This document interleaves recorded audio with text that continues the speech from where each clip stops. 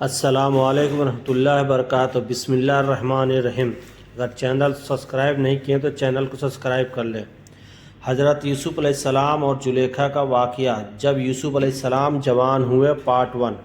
حضرت یوسف علیہ السلام جوانی کو پہنچے تو اللہ تعالیٰ نے ان کو علم، حکمت، صبر، تحمل اور پاک بازی وغیرہ ہر ایک خوبی عطا کی۔ زلیخا حضرت یوسف علیہ السلام کے حسن و جمال پر فدا تھی۔ حضرت یوسف علیہ السلام کو جب اس کا اندازہ ہوا تو اس سے کنارہ کشی اختیار کرتے رہے۔ یوں زلیخا خود بھی نہایت حسین جمیل تھی۔ ایک بار دائی نے زلیخا سے ان کی خیریت پوچھی تو اس نے اپنی عاجزی، پریشانی اور یوسف علیہ السلام کی بے پرواہی کا ذکر کیا۔ اس نے نہایت حیرت سے کہا، تمام شہر تجھے ایک جھلک دیکھنے کی آرزو رکھتا ہے اور یوسف علیہ السلام تجھ سے کنارہ کشی اختیار کرتا ہے۔ زلیخا ایک روز ایک خاص کمرے میں سج دھج کر یوسف علیہ السلام کو کسی بہانے سے طلب کیا اور یوسف علیہ السلام کی طرف نہایت بے قراری سے بڑھی۔ حضرت یوسف علیہ السلام نے کہا، عزیز مصر میرا سرپرست اور محسن ہے، مجھ سے یا خیانت نہیں ہو سکتی۔ زلیخا نے کوئی عذر نہ سنا اور صاف طور پر اپنا عشق جتانے لگی اور کہا، اگر تو میری آرزو پوری کرے گا تو میں اپنے تمام سامان اور زر و جواہرات خیرات کر دوں گی تاکہ تیرے گناہوں کا کفارہ ہو سکے۔ خدا تیرا گناہ معاف کر دے گا۔ یہ بحث مباحثہ چلتا رہا۔ زلیخا نے تو یوسف کا ارادہ کر ہی لیا تھا۔ حضرت یوسف علیہ السلام کے دل میں بھی زلیخا کے لیے کچھ خیال پیدا ہوا، لیکن جس کی حفاظت خدا کرے اس پر نفس اور شیطان کا غلبہ نہیں ہو سکتا۔ حضرت یوسف علیہ السلام خدائی برہان اور دلیل کی وجہ سے برائی سے بچے رہے اور زلیخا سے ہاتھ چھڑا کر کمرے سے بھاگ لیے۔ زلیخا بے تابانہ پیچھے دوڑی اور یوسف علیہ السلام کی قمیض پیچھے سے پکڑ کر کھینچا۔ قمیض پیچھے سے پھٹ گئی اور حضرت یوسف دروازے سے باہر نکل گئے۔ پیچھے پیچھے زلیخا بھی باہر آئی۔ باہر نکلتے ہی دیکھا کہ عزیز مصر سامنے کھڑے ہیں۔ حضرت یوسف علیہ السلام تو خاموش رہے، لیکن زلیخا نے اپنی غلطی مٹانے کے لیے کہا، اس شخص کی کیا سزا ہے جو تیرے گھر سے برائی کا ارادہ کرے؟ ایسے شخص کو کیا سزا ملنی چاہیے؟ حضرت یوسف علیہ السلام نے کہا، میں بے گناہ ہوں، اسی نے مجھ پر ڈورے ڈالنے چاہے۔ تبھی اچانک ایک بچے کی رونے کی آواز آئی۔ تبھی یوسف علیہ السلام نے کہا کہ چاہو تو اس بچے کی گواہی لے لو۔ خدا کا خاص کرم ہوا، ایک بچہ جو دودھ پیتا ہے، بول نہیں سکتا ہے، اسے اللہ نے زبان دے دیا تاکہ وہ گواہی دے سکے اور حضرت یوسف علیہ السلام کی سچائی اور پاک بازی کی گواہی دی۔ اس بچے نے کہا، اگر قمیض پیچھے سے پھٹی ہے تو زلیخا جھوٹی اور یوسف سچے ہیں، اور اگر قمیض سامنے سے پھٹی ہے تو زلیخا سچی اور یوسف جھوٹے ہیں۔ دیکھا گیا تو قمیض پیچھے سے پھٹی تھی۔ اس طرح حضرت یوسف علیہ السلام کی پاک بازی اور زلیخا کا قصور ظاہر ہوا۔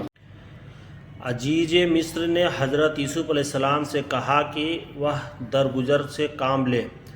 اس نے پسند نہ کیا کہ لوگوں میں یہ واقعہ مشہور ہو۔ عزیز مصر نے زلیخا سے کہا، تو اپنے گناہوں کی معافی مانگ، اور بہت کوشش کے باوجود بات چھپ نہ سکی۔ صحیح ہے، عشق اور مشق چھپے نہیں رہ سکتے۔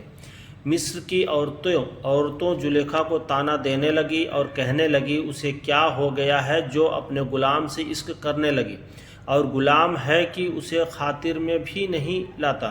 جب زلیخا کو یہ خبر ہوئی تو اس نے ایک محفل سجائی اور شہر کی عورتوں اور خاص طور پر حکمران کی بیٹیوں کو دعوت دی۔ محفل میں سب عورتیں شریک ہوئیں۔ اس موقع پر زلیخا نے کسی بہانے سے حضرت یوسف علیہ السلام کو بلایا۔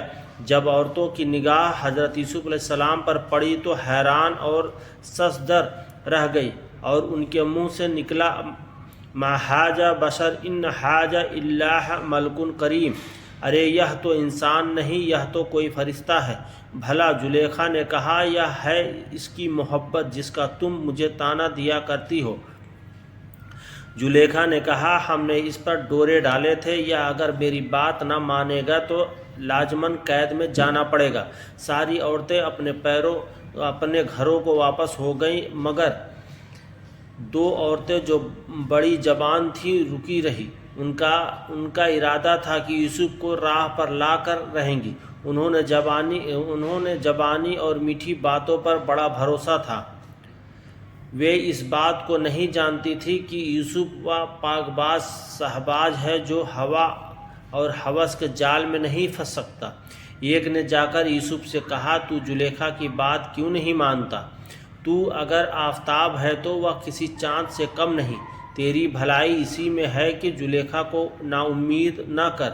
حضرت یوسف نے کچھ ایسی نصیحت فرمائی کہ وہ عورت حیران اور خاموش ہو کر واپس آ گئی۔ اس کے بعد دوسری عورت نے جا کر حضرت یوسف سے کہا، اگر تو نے زلیخا کی آرزو پوری نہ کی اور اپنی ہٹ پر قائم رہا تو جلد ہی قید خانے میں ڈال دیا جائے گا۔ حضرت یوسف پر اس ڈرانے دھمکانے کا کچھ بھی اثر نہ ہوا۔ یہ عورتیں بھی ناکام واپس ہو گئی۔ ان تمام باتوں سے حضرت یوسف نے تنگ آ کر جناب الہی میں فریاد کی، خداوند، جس چیز کی طرف یہ عورتیں مجھے بلاتی ہیں اس سے اچھا تو میرے لیے قید خانہ ہی ہوگا۔ اس گلستان سے بہتر تنہائی ہے۔ دونوں عورتیں جنہیں خود بھی حضرت یوسف سے محبت ہو گئی تھی، زلیخا کے پاس گئی اور کہا، یوسف کو چند روز کے لیے قید خانے میں بھجوا دو۔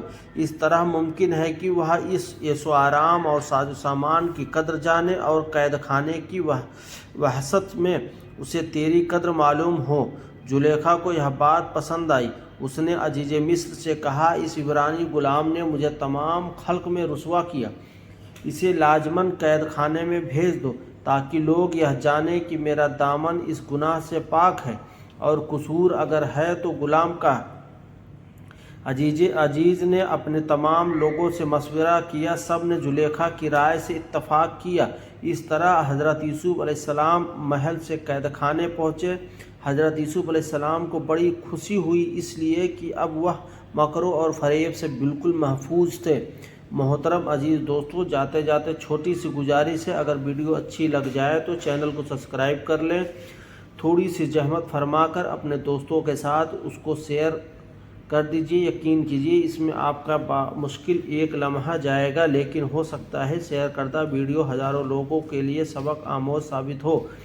اپنا ڈھیر سارا خیال رکھیے گا اور مجھے اپنی دعاؤں میں یاد رکھیے گا۔